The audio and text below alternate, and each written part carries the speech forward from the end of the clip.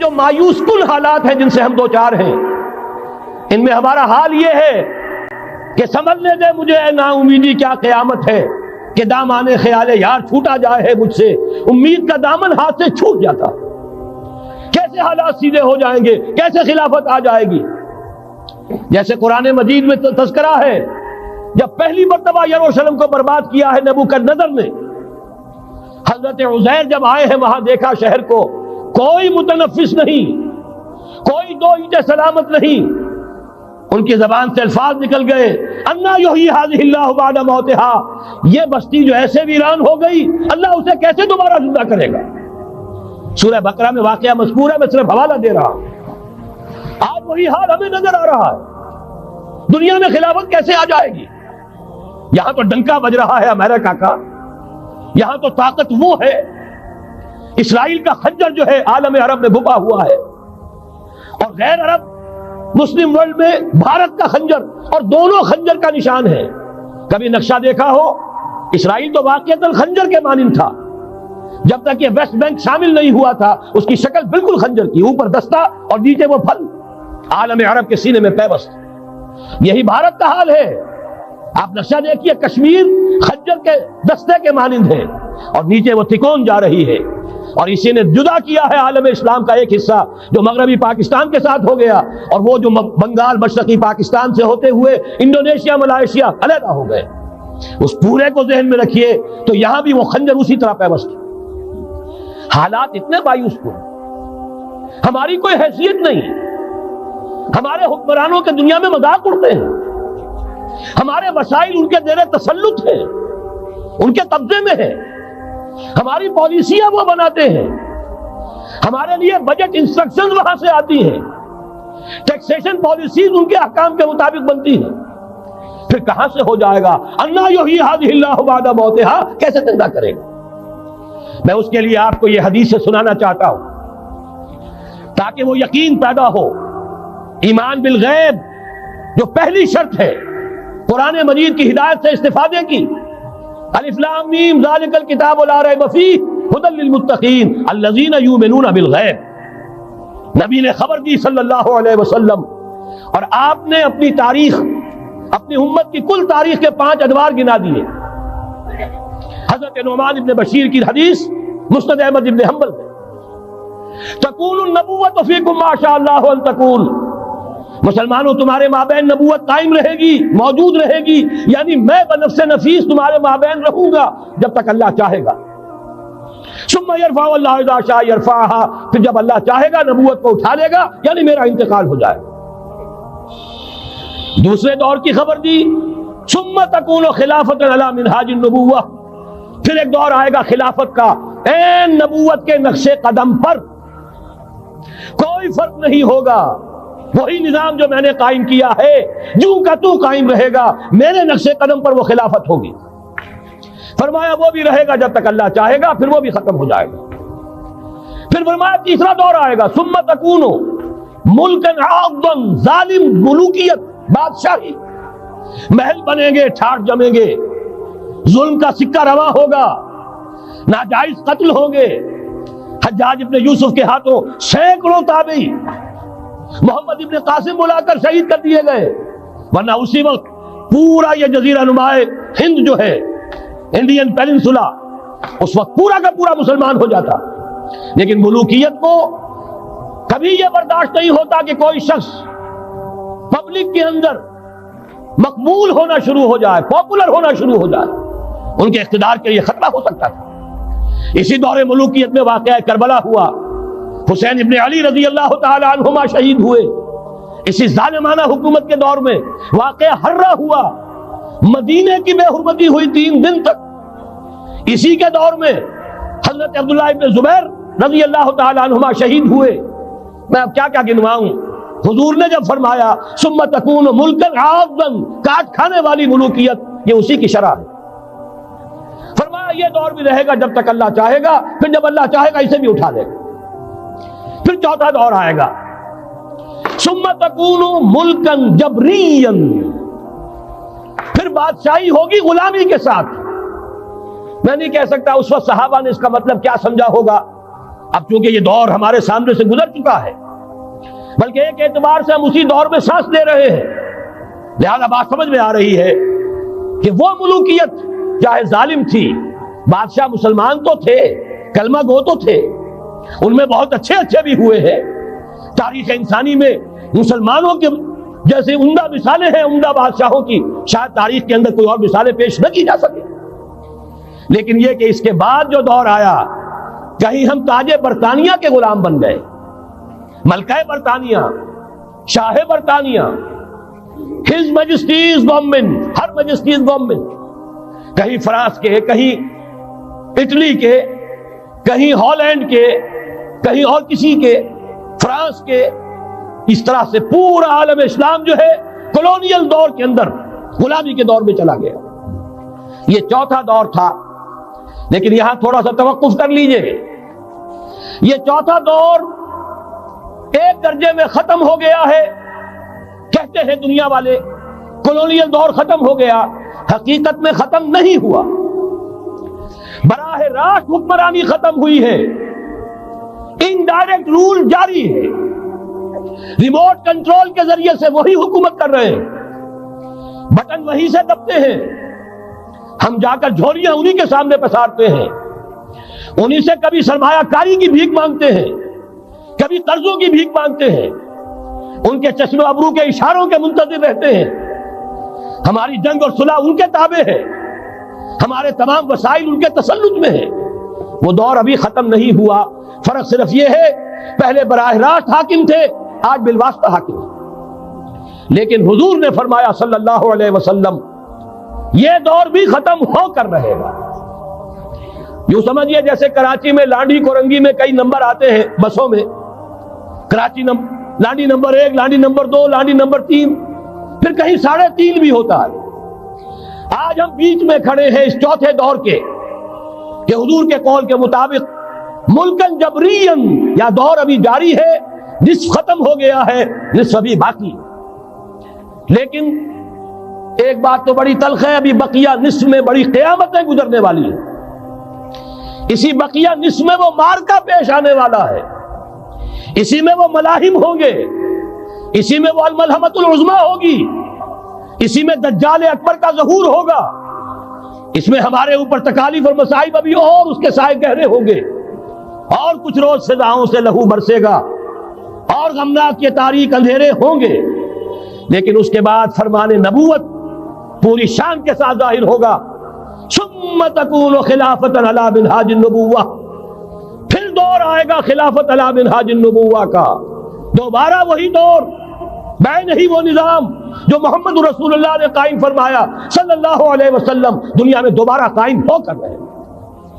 میرے کئی دوستوں نے کہا ہو کر رہے گا، میں یقین کے ساتھ کہتا ہوں ہو کر رہے گا، صرف یہ کہ ہم یہ نہیں کہہ سکتے ابھی اس میں کتنی دیر ہے، جیسے قرآن مجید میں کئی جگہ حضور سے کہلوایا گیا، نبی کہہ دیجئے ان ادری اقریب ام بعید ما توعدون، لوگوں جو وعدہ تم سے کیا جا رہا ہے یہ تو میں نہیں کہہ سکتا وہ جلدی پورا ہوگا یا دیر میں، ہوگا ضرور پورا، ان اللہ لا یخلف المیعاد، اللہ تعالیٰ اپنے وعدے کی خلاف ورزی نہیں کرتا۔ تو محمد الرسول اللہ صلی اللہ علیہ وسلم کی دی ہوئی نوید، دوبارہ خلافت علی منہاج النبوہ کا نظام قائم ہوگا۔ اس کی غلطی کی بنیاد 1946 میں ڈالی گئی،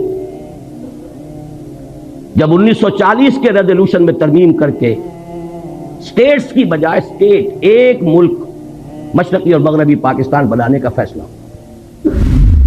دوسری غلطی، اور یہ ہے اصل، میں یہ مانتا ہوں انسانی جذبہ جغرافیے کو شکست دے دیتا، اور دیا اس نے۔ تیسری غلطی، بہت بڑی غلطی، اور یہ اصل میں اس دوسری غلطی میں جو دینی معاملہ تھا اس کا تتمہ ہے، لینگویج پرابلم۔ تحریک مسلم لیگ کے دوران تو اصل میں اردو گویا کہ پاکستان کی زبان اور مسلم لیگ کی زبان۔ چوتھی بڑی غلطی، ان سب چیزوں کا نتیجہ اصل میں کیا نکلا؟ ڈس ایلیوژنمنٹ، ایک لفظ کافی۔ یہ کہاں کا اسلام تھا؟ یہ جا کے لڑ رہے ہیں، ملک بنا کیوں تھا؟ ایوریج مغربی پاکستانی کے مقابلے میں ایوریج مشرقی پاکستانی زیادہ مذہبی آدمی، کہ وہ جگتو فرنٹ جو ہے اس نے وہ شکست دی ہے عبرتناک۔ سن 54 میں 300 میں سے 10 سیٹیں مسلم، 8 برس میں انقلاب عظیم. کہاں سن 46 کے اعداد و شمار ابھی آپ جنرل صاحب سے سن چکے ہیں. 46 اور 54 میں کل 8 برس, اور انقلاب عظیم جو ہے وہ پیدا ہو گیا. لیکن آخری اور ہماری ہمالیہ جیسی غلطی کیا ہے, اب اس کو سمجھیے. باقی ساری غلطیاں جو ہیں ان کے اوپر جو مہر تصدیق آخری سب کی, یہ ہماری قومی غلطیاں ہیں, ہماری اجتماعی غلطیاں. بڑی پیاری بات کہی ہے جنرل صاحب نے کہ ہمیں یہ اب بھی ہمارے صحافی دھوکہ دیتے ہیں کہ وہاں تو محبت ہی کے زمزمے بہ رہے ہیں. وہاں جو نفرت پیدا ہو چکی تھی, اتنا عظیم انقلاب جو آ چکا تھا, اس کی صحیح خبر یہاں دی نہیں گئی. گئے اور جا کر چند دعوتیں کھائیں اور چند لوگوں سے ملے اور محبت کے زمزمے یہاں کے سنا دی. اللہ اللہ خیر صلی اللہ. نفرت کی یہ انتہا, رونگٹے کانپ اٹھ کھڑے ہو رہے ہیں, آدمی کا دل لرز جاتا ہے. اور اتنا بڑا انقلاب, سن 46 میں 95% سیٹیں مسلم لیگ لے رہی ہے, اور کل 8 برس. سن 54 کے الیکشن میں 300 میں سے 10 سیٹیں, 290 گئی. کچھ تو ہوا ہے, کوئی قیامت تو بپا ہوئی ہے. یہ انقلاب عظیم کہاں سے آ گیا؟ جس شہر میں مسلم لیگ کی تاسیس ہوئی 1906 میں, کتنا بڑا پروونس یونائٹڈ بنگال, اور طویل ترین عرصے تک مسلم لیگ کی منسٹری رہی. وہاں کے عوام کیوں آخر اس درجے آ گئے کہ اٹھا لو پاندان اپنا, میں باز آیا محبت سے. کوئی کرتوت ہمارے ہیں نا, کوئی جرائم ہمارے ہیں. اگر ان کو نہیں سمجھیں گے تو آئندہ بھی تاریخ اپنے آپ کو دہرائے گی. اسی لیے میں نے آیت سنائی ہے آپ کو. خصوصی میں نے ریکویسٹ کی تھی کہ یہ سورہ بنی اسرائیل کا پہلا رکوع یہاں پڑھا جائے, لیکن کریں کیا, زبان یار من ترکی ومن ترکی نمی دانم. آپ کو کیا پتا کہ کیا پڑھا گیا اور کیا آپ نے سنا. عسیٰ ربکم ان یرحمکم وان عدتم عدنا. تمہارا رب تم پر رحم کرنے کے لیے تیار ہے, لیکن اگر تم نے پھر وہی روش اختیار کی, ہم پھر وہی کچھ کریں گے. یہ قانون ہے اللہ کا. عسیٰ ربکم ان یرحمکم, اپنے لچھن درست کرو, اپنے اعمال صحیح کرو, تو ہم رحم کریں گے. عسیٰ ربکم ان یرحمکم وان عدتم عدنا. پھر ارادہ کرو گے, پھر وہی کچھ کرو گے, ہم بھی وہی کچھ کریں گے جو ہم نے پہلے کیا. وہی سزائیں ملیں گی, اس سے بڑے پیمانے پر ملیں گی. اور یہ تو دنیا کی سزا ہے. وَجَعَلْنَا جَهَنَّمَ لِلْكَافِرِينَ حَصِيرًا. ابھی تو آخرت میں جہنم ہم نے تیار کی ہے ایسے ناہنجاروں کے لیے. بہرحال اب ذرا حوصلہ کیجئے کچھ غلطیوں کے اوپر گفتگو سننے کے لیے. اس میں ہماری قیادت عظمیٰ پر بھی تنقید آئے گی. ہماری قیادت عظمیٰ کوئی معصومین پر مشتمل نہیں تھی, اور آج جبکہ 50 برس ہونے کو آ رہے ہیں, اب ہمیں اتنا بالغ ہونا چاہیے کہ ہم ان کی خطاؤں پر بھی نگاہ ڈال سکیں, سمجھ سکیں. معصومیت خاصہ نبوت ہے, نبوت ختم, معصومیت ختم. حادثہ مشرقی پاکستان کا سب سے پہلا سبب, اس کی غلطی کی بنیاد 1946 میں ڈالی گئی, جب 1940 کے ریزولوشن میں ترمیم کر کے اسٹیٹس کی بجائے اسٹیٹ, ایک ملک مشرقی اور مغربی پاکستان بنانے کا فیصلہ ہو. کسی حساب سے یہ ایک ملک ہے نہیں.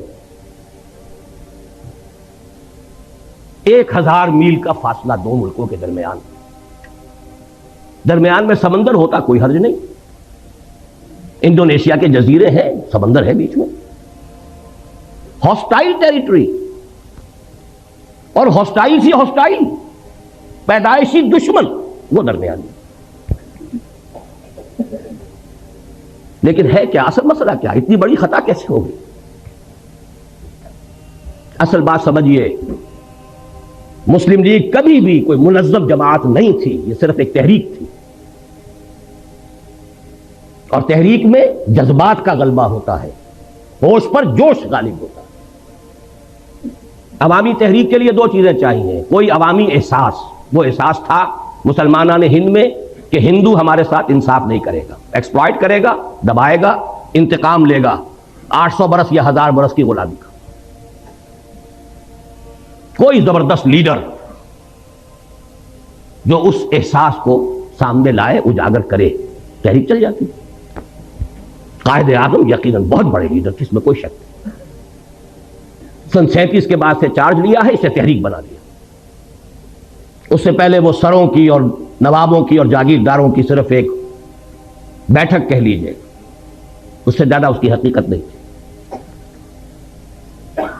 لیکن یہ جب کلائمیکس ہوا ہے اس مسلم لیگ تحریک کا اور پدیری کے پاکستان کا، جذبات کی رو میں بہ کر، اور جذبات بھی بنگالی مسلمان کی، ایک فضل الحق ہیں کہ جنہوں نے مجبور کیا قائد اعظم کو اس قرارداد میں ترمیم کر کے ان کو دونوں کو ایک ملک بنانے کی۔ اس زمانے میں مجھے یاد آ رہا ہے قائد اعظم کا ایک جملہ، The British press has talked about some geographical difficulties in the way of Pakistan. May I ask them by what rule of geography are they here? برطانوی پریس نے پاکستان کی اسکیم کے بارے میں کچھ جغرافیائی مشکلات کا تذکرہ کیا ہے۔ کیا میں ان سے پوچھ سکتا ہوں کہ جغرافیہ کے کس اصول کے تحت وہ ہندوستان میں ہے؟ جملہ بڑا پیارا ہے، جواب بڑا مسکت ہے، لیکن بہرحال اس سے حقائق تو نہیں بدل جاتے۔ اگر یہ دو ملک بنتے، نوٹ کر لیجئے، ان دونوں کی ضرورت ہوتی کہ ایک دوسرے سے تعاون کریں۔ ہندو کا ذہن، ہندو کی ذہنیت بدلنے والی نہیں تھی۔ دونوں کو ہندو یا یوں کہیے بھارت کہیے، بھارت کے دستبر سے اپنے آپ کو بچانے کے لیے دوسرے کے تعاون کی ضرورت ہوتی۔ اگر علیحدہ علیحدہ ہوتے تعاون ہوتا،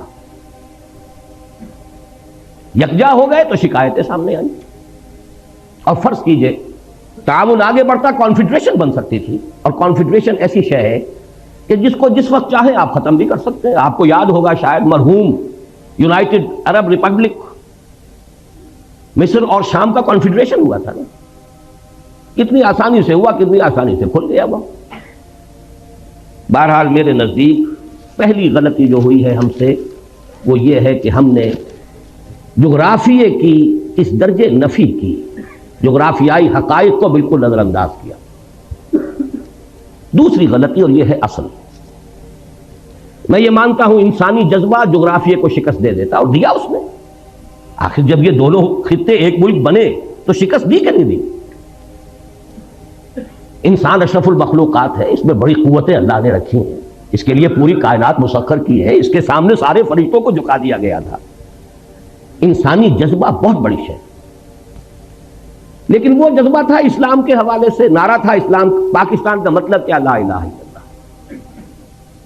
اس جذبے کی ہم نے قیام پاکستان کے فوراً بعد نفی کر دی، اس کا گلا گھونٹ دیا۔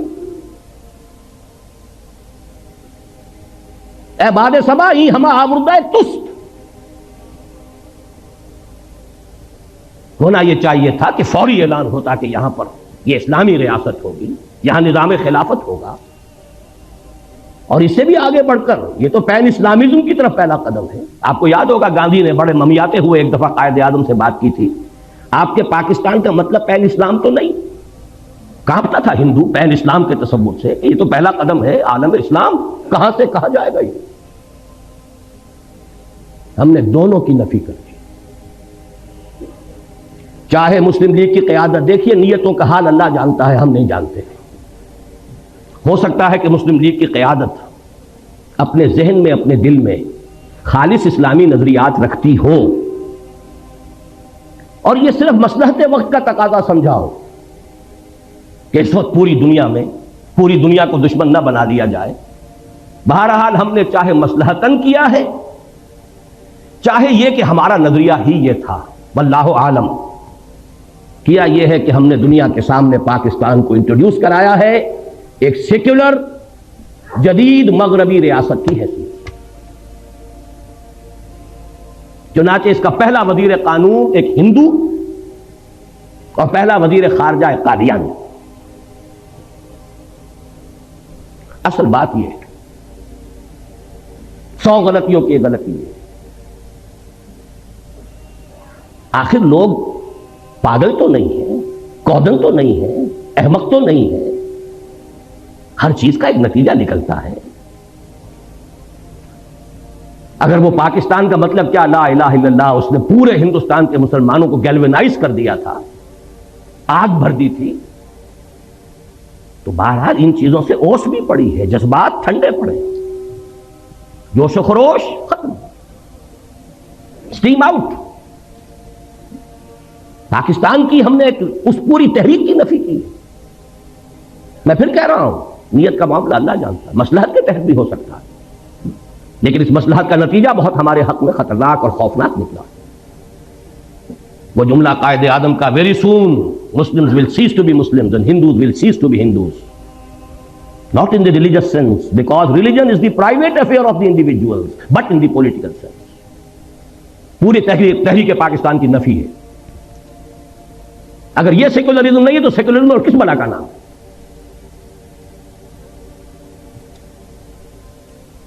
12 مارچ سن 1949 کو جا کر قرارداد مقاصد بڑے رد و قدا، بڑے ہی لیت و لال اور بڑے ہی بادل داخواستہ منظور ہوئی.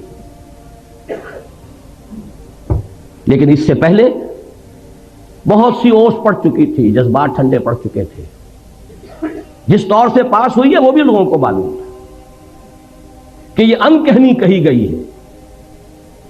یہ پتہ نہیں معلوم ہے آپ کو کہ نہیں، ہندوؤں میں یو پی کے کچھ علاقوں میں جہاں مسلم تہذیب کا غلبہ تھا، وہاں ہندوؤں میں ایک رواج تھا کہ جب کسی کی جان نہیں نکل رہی ہوتی تھی، نزع کا عالم بہت طول کھینچ جاتا تھا، تو وہ کہتے تھے کہہ دے بھائی ان کہنی کہہ دے تاکہ تیری جان نکل جائے. تو وہ لا الہ الا اللہ کہہ دیتا تھا، جان نکل جاتی تھی. یہ ان کہنی تھی.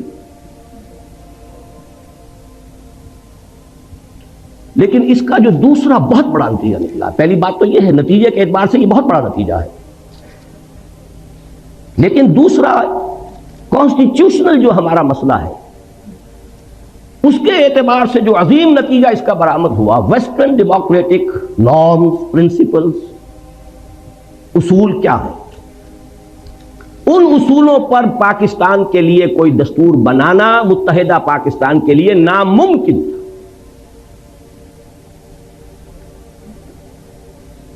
کیونکہ اس کا اصول ہے ون مین ون ووٹ. یہ تو اس کا وہ اصول ہے جس کو کسی شکل میں آپ کنٹروین نہیں کر سکتے. کس کو ڈس انفرنچائز کریں گے، کس کا حق جو ہے قسم کریں گے. اور حال یہاں یہ تھا کہ فار آل پریکٹیکل پرپزز مغربی پاکستان گویا کہ اصل پاکستان. رقبہ دیکھیے، ترقی کے امکانات دیکھیے، ذرائع و وسائل دیکھیے، اور عالم اسلام کے ساتھ مسلسل ہونا، متصل ہونا دیکھیے، تو اصل پاکستان، پرائمری پاکستان یہ بنتا ہے. مشرقی پاکستان تو جزیرہ تھا، ادھر برما ہے، ادھر بھارت ہے، رقبہ محدود، آبادی بے انتہا، لیکن آبادی وہاں زیادہ یہاں کم. ایکویشن ہو کیا؟ نتیجہ یہ ہے کہ 12 مارچ سن 49 کو جب قرارداد مقاصد پاس ہوئی ہے تو ساتھ ہی ایک بیسک پرنسپلز کمیٹی بنا دی گئی کہ اب جو دستور ہمیں بنانا ہے اس ملک کا، اس کے بنیادی اصول کیا ہوں گے. اس کی پہلی رپورٹ آئی ہے ستمبر سن 50 میں، 1.5 سال بعد. اس میں چونکہ 2 ہاؤسز، اس پہ 2 اعتراضات ہوئے. ایک اعتراض تو یہ ہوا کہ اس میں اسلام کا سرے سے ذکر نہیں تھا، گویا کہ قرارداد مقاصد کی حیثیت تو ایسی تھی جیسے سینما کا افتتاح کرنے کے لیے تلاوت قرآن کرا دیا. باقی اصل دستور جو بننا تھا اس میں اسلام کا سرے سے کوئی تذکرہ نہیں. لہذا ایک تو اس کی وجہ سے وہ اوس پر اوس اور پڑ گئی کہ یہ قرارداد مقاصد پاس کر کے بھی نیت ان کی نہیں ہے اسلام کی طرف آنے کی. دوسرے یہ کہ وہاں 2 ہاؤسز جو ہے تجویز کیے گئے، اور اپر ہاؤس میں ہر صوبے کو مساوی، جو بھی عام اصول ہے. مشرقی پاکستان کے لوگوں نے کہا کہ نہیں، اس طرح تم ہمیں اقلیت میں تبدیل کر رہے ہو. اپر ہاؤس میں تو پھر 5واں حصہ ہے ان کا، وہاں تو آبادی کا حساب ہے نہیں. وہ ختم ہوئی. اس کے بعد دوبارہ پھر یہ جا کر دسمبر سن 52 میں بیسک پرنسپل کمیٹی رپورٹ پھر آئی. اس میں پیریٹی کی گئی. دونوں ہاؤسز کے اندر مشرقی پاکستان، مغربی پاکستان کے ممبر برابر ہوں گے، اور مغربی پاکستان میں پھر پروپورشنل تمام صوبوں میں آبادی کے پروپورشنل تقسیم ہو جائیں گی. مشرقی پاکستان کے لوگوں نے پھر کہا کہ ہماری حق تلفی ہے. اب اگر آپ چلنا چاہتے ہیں ویسٹرن ڈیموکریسی پر، یہ جو توق پڑ گیا ہمارے گلے میں ویسٹرن ڈیموکریسی کا، ایک طرف تو سارا جذبہ ختم، دین کی بات ختم، پوری تحریک کا صغرا کبرا ختم، اور دوسری طرف یہ توق جو ہے یہ جس کی وجہ سے کوئی دستور بن ہی نہیں سکتا۔ اور سب سے بڑا مسئلہ یہ تھا کہ اگر ون مین ون ووٹ ہو تو ترازو ہاتھ میں جاتی ہے ہندو کے، 1 کروڑ جو ہندو وہاں تھا، جو زیادہ بیدار، زیادہ منظم، زیادہ سرمایہ دار، زیادہ تعلیم یافتہ، وہ تو اسلامیات پڑھاتے تھے، اسکولوں اور کالجوں میں اسلامیات پڑھانے والے ہندو ٹیچر تھے، جیسے آج امریکہ میں اسلامیات پڑھانے والے بڑی یونیورسٹیوں میں یہودی ہیں، وہ میکگل ہو یا کوئی ہو، جا کر یہودیوں سے پڑھ کر آتے ہیں۔ ڈاکٹر فضل الرحمان صاحب بھی یہودیوں سے پڑھ کر آئے تھے۔ اسی طرح وہاں ہندو تھے، بیدار زیادہ، منظم زیادہ، تعلیم یافتہ زیادہ، سرمایہ دار زیادہ۔ تو گویا کہ اگر ون مین ون ووٹ ہو تو ساری ترازو اس کے ہاتھ میں، کاسٹنگ ووٹ اس کا ہے، ویٹو اس کا کہیے۔ یہ وجہ ہے کہ اس ملک کا کوئی دستور نہیں بن سکا۔ 26 برس گزرے ہیں کہ اس ملک کا کوئی دستور نہیں بن سکا۔ یہ خلا آخر نتیجے پیدا کرتا ہے کہ نہیں کرتا؟ مجھے یاد ہے جب میں یہاں میڈیکل کالج میں پڑھتا تھا، جمعیت طلبہ کا ناظم اعلیٰ تھا، عزم کے نام سے ہفتے وار 15 روزہ ہمارا رسالہ نکلتا تھا، اس میں مستقل میں نے آخری صفحہ اس کا بڑے سائز پر نکلتا تھا، وہ آخری صفحے کا عنوان ہی یہ ہوتا تھا، خطوط اور مضامین: اس سوچ میں کلیاں زرد ہوئیں، اس فکر میں غنچے سوکھ گئے، آئین گلستاں کیا ہوگا، دستور بہاراں کیا ہوگا۔ یہ شعر موٹا: اس سوچ میں کلیاں زرد ہوئیں، اس فکر میں غنچے سوکھ گئے، آئین گلستاں کیا ہوگا، دستور بہاراں، دستور ہی بننے میں نہیں آ رہا۔ بہرحال ایک بات نوٹ کر لیجئے، جیسے جنرل صاحب نے فرمایا، دیکھیے باقی جو بھی ہم ہیں، سندھ، پنجاب، سرحد، بلوچستان، ہمارے اندر فرق و تفاوت اتنا نہیں ہے جتنا کہ مغربی پاکستان اور مشرقی پاکستان کے لوگوں میں تھا۔ وہاں تو سرے سے کوئی قدر مشترک سوائے مذہب کے ہے ہی نہیں۔ زبان لے لیجئے، لباس لے لیجئے، ایٹنگ ہیبٹس لے لیجئے، کلچر، جس شے کا بھی نام لے، یہاں کی عورتوں کا لباس اور وہاں کی عورتوں کا لباس، پٹھان اور بلوچی عورت تو یہ سمجھے گی، بنگالی عورت مسلمان عورت ہو کہ یہ تو ننگی ہے۔ اب وہاں تو اسلام کا رشتہ تھا، ہم نے اس کی نیگیشن کی، مغربی جمہوریت، اور ہم دوہرے ڈائلیما میں پھنس گئے۔ ایک تو گویا کہ اپنے نیچے سے جڑ بنیاد زمینی ہم نے کھسکا دی، اور نمبر 2 یہ جو ایک ہمارے لیے عقدہ لا ینحل ڈائلیما، دستور بنائے تو کیا بنائے۔ تیسری غلطی، بہت بڑی غلطی، اور یہ اصل میں اس دوسری غلطی میں جو دینی معاملہ تھا اس کا تتمہ ہے، لینگویج پرابلم۔ تحریک مسلم لیگ کے دوران تو اصل میں اردو گویا کہ پاکستان کی زبان اور مسلم لیگ کی زبان، وہ تو اقبال کے جو ظریفانہ کلام ہے بانگے درا میں، اس میں ہے نا، اے شیخ و برہمن سنتے ہو کیا اہل بصیرت کہتے ہیں، گردوں نے کتنی بلندی سے ان قوموں کو دو پٹکا ہے، یا باہم پیار کے جلسے تھے دستور و محبت قائم تھا، یا بحث میں اردو ہندی ہے، یا قربانی یا جھٹکا ہے۔ سکھ کے ساتھ جھگڑا قربانی اور جھٹکے کا تھا، ہندو کے ساتھ ہندی اور اردو کا تھا۔ پاکستان بننے کے بعد معلوم ہوا کہ وہ تحریک کے دور کا جذباتی معاملہ، اس کی فضا اور ہوتی ہے، حقائق کچھ اور ہوتے ہیں۔ پاکستان کی سرکاری زبان کیا ہو، اردو ٹھوسنے کی سب سے بڑی غلطی کی ہے، اور ہماری ٹاپ کی قیادت اس غلطی کی ذمہ دار ہے۔ اس کا مطلب یہ ہے کہ کوئی حالات کا صحیح اندازہ نہیں ہے۔ یہی وجہ ہے قائد اعظم کی عین زندگی کے اندر مشرقی پاکستان میں فساد ہوا ہے، بغاوت ہوئی ہے، قائد اعظم کو شدید علیل ہونے کے باوجود جانا پڑا ہے، لیکن اس سے بھی کوئی نتیجہ نہیں نکلا۔ بنگلہ بھاشا، اردو کو امپوز کرنے کا رد عمل، اور اس پاکستان میں بھی سندھی زبان کسی صورت میں اردو کی سپریمیسی گوارا کرنے کو تیار نہیں۔ اچھی طرح سمجھ لیجئے، حقائق سے کبھی بھی آنکھیں چرانا نہیں چاہیے، حقائق کو دیکھنا چاہیے۔ پشتو مان لے گی، بلوچی مان لے گی، پنجابی مانے ہوئی ہے، بلکہ پنجاب کی زبان ہی اردو ہے، یہاں کے کلچر لوگوں کی زبان ہے ہی اردو، لیکن یہ کہ سندھی کبھی تیار نہیں ہے۔ ان کا دعویٰ بھی ہے، بہت قوی ہے، ہماری زبان قدیم ہے، یہ کل کی چھوکری ہے، 300-400 برس سے زیادہ اس کی تاریخ نہیں اردو کی۔ سب سے پہلی تفسیر قرآن مجید کی جو غیر عربی زبان میں لکھی گئی وہ سندھی میں لکھی گئی، بہرحال تھے اس ملک کے کچھ ویل وشرز. سر آغا خان نے کہا تھا اور زاہد حسین مرحوم the first governor of the state bank of Pakistan کہ عربی زبان کا اعلان کرو اور زیادہ سے زیادہ عربی کی تعلیم کمپلسری کر دی جاتی تو میکسیمم 20 برس میں اگر انگریزی یہاں اتنی ہم نے سیکھ لی کہ انگریزوں کو پڑھا دیں تو کیا عربی نہیں سیکھ سکتے تھے؟ وہ تو بالکل الٹی زبان، وہ بائیں طرف سے لکھنے والی لیفٹسٹ زبان، ہماری زبان رائٹسٹ زبان. ہماری الف با تا عربی کی، فارسی کی، سب کی ایک، اردو کی بھی وہی ہے، پنجابی بھی اسی میں لکھی جائے، وہی الفابیٹس ہیں. ہمارے لیے عربی سیکھنا کیا مشکل؟ ہمارے دین کی زبان، قرآن کی زبان، رسول کی زبان صلی اللہ علیہ وسلم. لیکن یہ کہ وہ دین کا اول تو چونکہ اس کا رشتہ بھی دین سے جڑتا تھا اور دین ہی سے تو فرار ہو رہا تھا. دین کو تو صرف انفرادی معاملہ بنانا پیش نظر تھا، دین کو اجتماعی معاملہ بنانا پیش نظر تھا ہی نہیں، تو عربی زبان کیسے مان لیں؟